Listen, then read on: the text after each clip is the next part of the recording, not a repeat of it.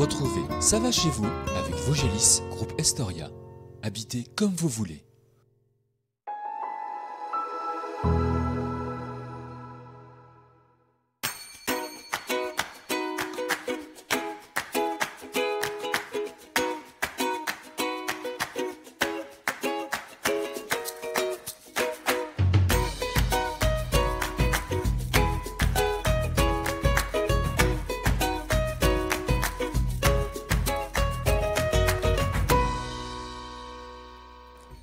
Nous partons cette semaine non loin d'Épinal, quelques kilomètres à peine. Pour la dernière de la saison, c'est à Chaumouset que nous posons nos caméras, une commune qui compte un peu plus de 900 habitants. Nous partons rencontrer Marina et Bertrand Glore. Le couple a repris la boulangerie du village il y a bientôt 1 an. En fin d'émission, nous parlerons de l'aquaponie avec Noémie Charpentier qui, depuis 2019, cultive ses légumes grâce à cette technique. Mais pour débuter, nous sommes au bord du réservoir de Bouzet avec vous, Olivier Baraban. Vous êtes le maire de cette commune, c'est votre 3e mandat. Qu'est-ce qui fait qu'on se sent bien ici à Chaumouset? Alors là, c'est facile à comprendre quand même aujourd'hui. Aujourd'hui, oui, vous voyez, comme il fait beau, avec le beau temps, ça change des années passées ou d'une année qu'on a connue un peu plus compliquée, 2024. Mais l'agréable, c'est le Tour de Bouzet, c'est tout son environnement, la forêt et l'agriculture, quoi, parce que finalement... C'est un tout, Chaumouset, finalement. C'est un ensemble et on est à 10 km d'Épinal. On est en plein milieu de l'agglomération d'Épinal et du coup voilà, on est tout à fait bien disposés, nos populations sont bien disposées à se rendre pour habiter dans nos communes. Donc forcément, si on parle de bassin d'emploi, ce sera Épinal majoritairement ici aujourd'hui. Ce sera Épinal, c'est aussi toute la vallée de la Moselle sur Taron. On a beaucoup de travailleurs qui vont sur Taron et quelque peu sur Nancy aussi. Et malgré tout, je ne sais pas si on parle des commerces aujourd'hui à cette heure-ci, mais il y a un artisan, 2 artisans qui fait de technique. Donc anciennement commerce soudure stick aujourd'hui sur la zone de Truzet à côté des infrastructures sportives. Et donc il y a environ 30 salariés. Donc c'est déjà des belles structures et ça fait une population d'ouvriers assez importante avec tous les différents magasins, commerces et artisans qui sont sur la commune. Parce que l'activité économique voilà, se porte bien également à Chaumouset. Preuve en est, c'est qu'on a eu la bonne nouvelle la semaine dernière en termes de population d'enfants et d'élèves dans nos écoles. On a 6 enfants supplémentaires par rapport à 2024-2025 et ça, on peut que se réjouir. On est en RPI avec la commune de Sanchet et on peut que s'en réjouir parce que finalement, voilà, quand les enfants remplissent nos écoles, nos salles de classe, ça veut dire que les populations sont là, se renouvellent peut-être parce qu'on a des anciens lotissements sur la commune qui datent de 81, mais les populations se renouvellent et c'est bien pour la vie globale d'associations. Aussi, bien sûr, les associations, alors des associations communales, mais des associations intercommunales avec la GDC Girancourt de Martin Chaumouset. Foot, judo, j'en oublie, hein, mais enfin voilà. Ça fait partie du dynamisme dans une commune. Voilà, communal et intercommunal, quoi. Parce que l'intercommunalité a son importance dans la vie de nos communes.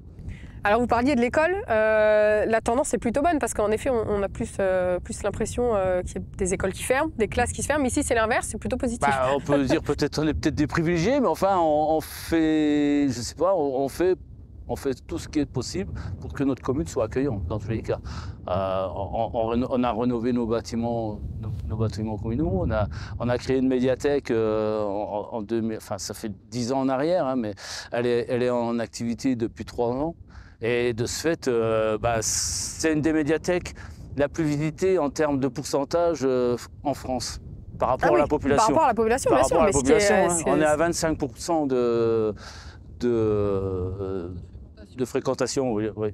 À vous entendre, est-ce qu'on peut dire que ça va chez vous aujourd'hui à Chaumouset? Ça va chez nous, oui, avec des hauts et des bas, hein, parce que finalement, voilà, comme je vous disais tout à l'heure, on a des périodes qui sont plus ou moins complexes, compliquées, mais ça, c'est à la vie de chacun. Et quand on est maire dans une commune, tout ne va pas toujours bien, quoi. Bien sûr, tout n'est pas toujours rose, mais dans l'ensemble, ça va. Tout n'est pas toujours rose, mais dans l'ensemble, ça va, oui. Nous sommes sur le ponton, devant le ponton Handipêche, qui est juste derrière moi, un autre point de vue sur le réservoir de Bouzet. Touristiquement parlant, la saison s'annonce plutôt bien. Alors, pas de retombées économiques directes pour la commune, mais une visibilité qui est très importante. Hein. Oui, ça permet aussi toutes les populations, les gens qui viennent autour de Bouzet, que ce soit pour marcher, se baigner en été, parce qu'aujourd'hui la saison estivale est déjà démarrée. Hein, nous voilà depuis quasiment le 1er juin cette année, avec le beau temps qui règne et les chaleurs, l'eau est quand même relativement agréable. D'après les dires, hein, moi je ne suis pas allé dedans, mais moi je ne suis pas un grand nageur. Mais voilà, donc ça permet aussi de pousser les activités, que ce soit dans les commerces, que ce soit dans les restaurants autour de l'étang, quoi.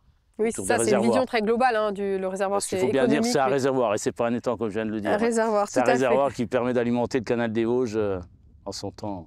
Merci beaucoup Olivier, très bel été à vous. Et nous partons maintenant rencontrer Marina et Bertrand Glor à la boulangerie du village. Cela fait 1 an que Bertrand et Marina ont ouvert leur boulangerie-pâtisserie à Chaumouset, un commerce de proximité essentiel qui n'a eu aucun mal à trouver sa clientèle, d'autant plus que le couple a choisi de proposer une partie snacking. Bertrand, merci de nous accueillir à la boulangerie, donc M et B, by Boulangerie Glor, c'est ça. Ça fera 1 an en septembre que vous êtes ici installé à Chaumouset. Avant de dresser le bilan, dites-nous peut-être ce qui vous a amené ici à Chaumouset. Alors ma femme est native du secteur, on a beaucoup de couples d'amis qui sont ici et du coup voilà, l'envie d'avoir cette aventure sur Chaumouset avec nos amis, avec la famille et surtout l'endroit du lac de Bouzet touristique. Et voilà, on savait qu'il y avait une énorme carte à jouer et pour nous il fallait la saisir, quoi. Et ce n'est pas votre première boulangerie, hein, vous en avez d'autres. Non, c'est ça, on en a 3. Donc on en a une sur Charmes depuis 10 ans, une à Florémont depuis 6 ans, et puis celle-là depuis 1 an, dans 2 mois, là, septembre. Alors il a fallu se refaire une place parce qu'avant il y avait déjà d'autres boulangers qui ont existé par le passé. Fidéliser une clientèle, est-ce que ça s'est bien passé? Ça s'est très bien passé, donc on a investi beaucoup dans le magasin, comme vous avez pu voir. On a fait un très très beau magasin avec un beau concept.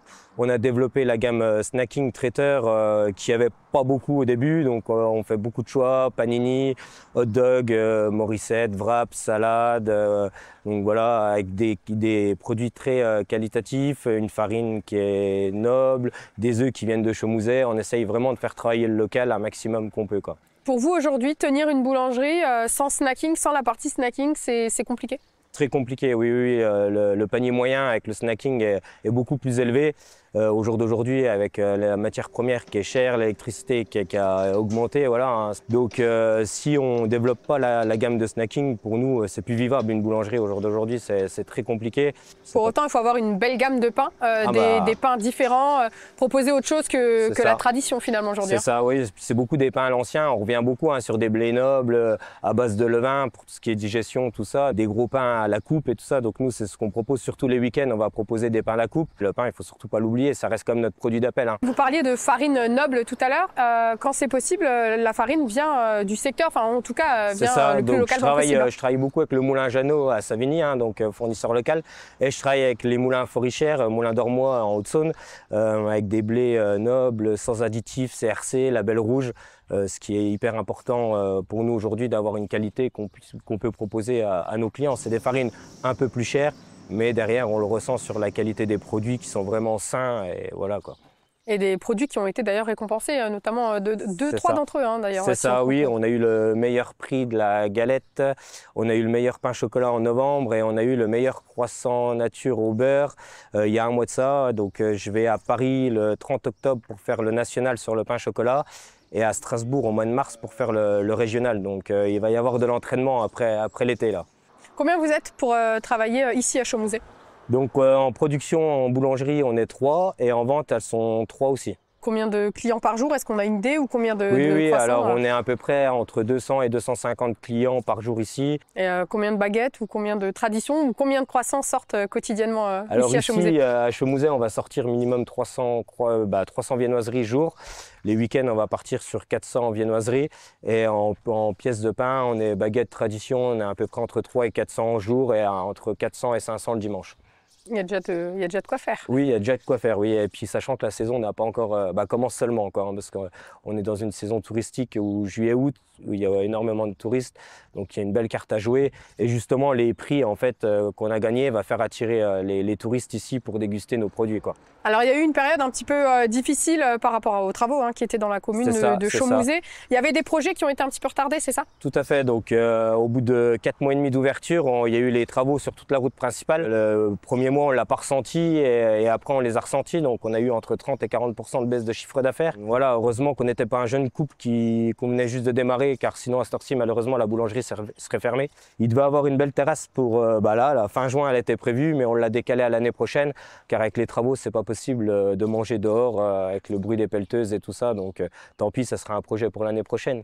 Voilà, ça fait partie des perspectives et puis c'est bien aussi, ça permet de décaler les projets. De décaler les projets et puis de laisser encore plein de surprises à nos clients, parce que c'est pas fini.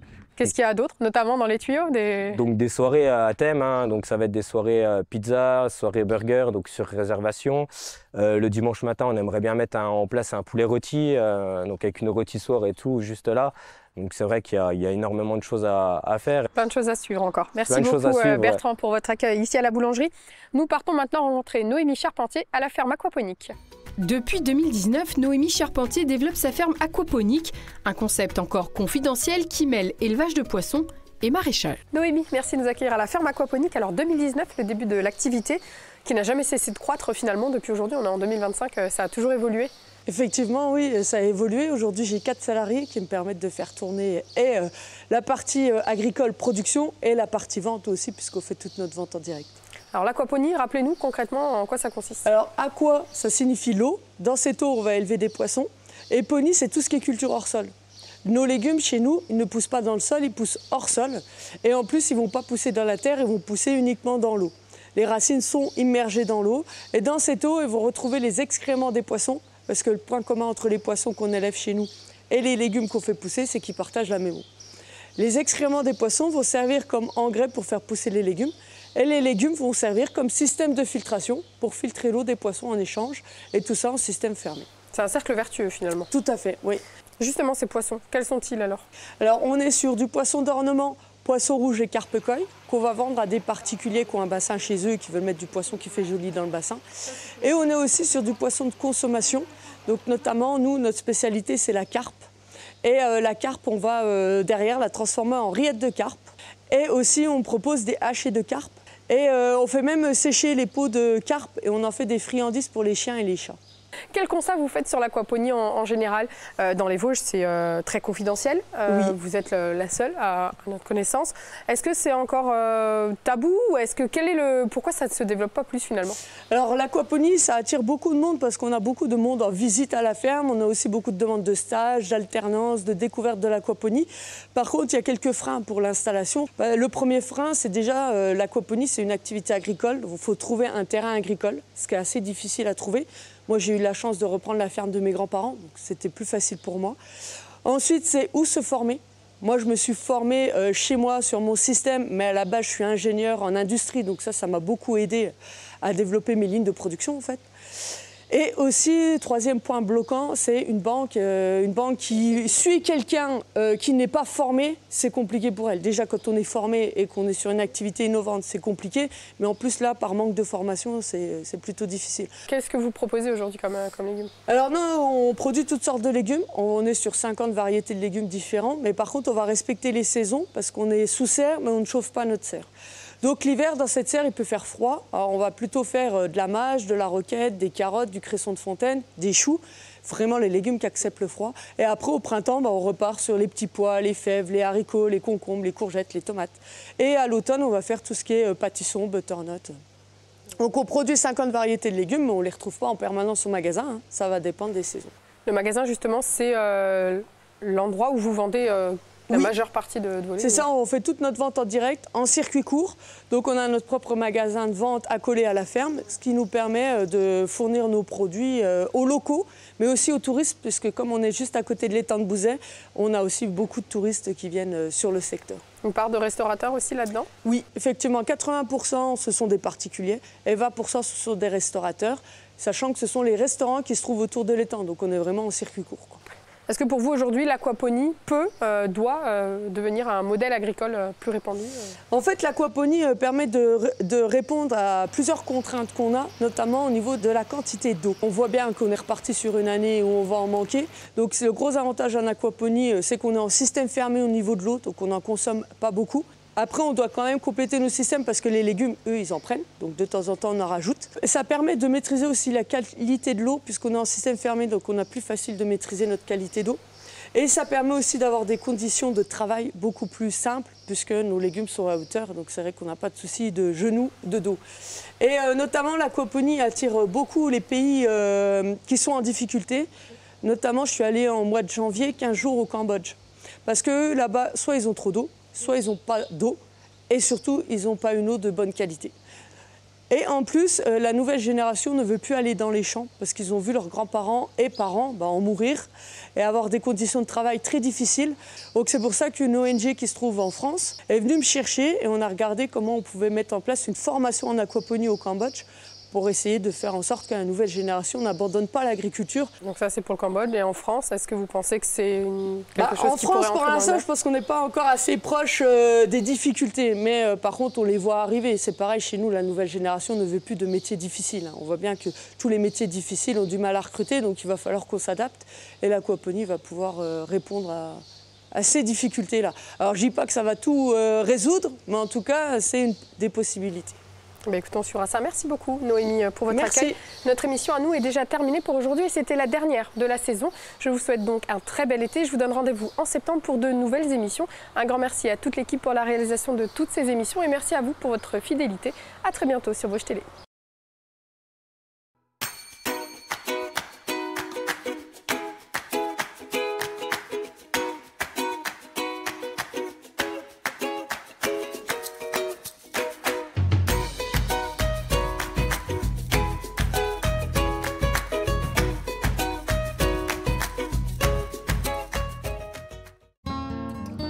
C'était Ça va chez vous avec Vosgelis, groupe Estoria, habitez comme vous voulez.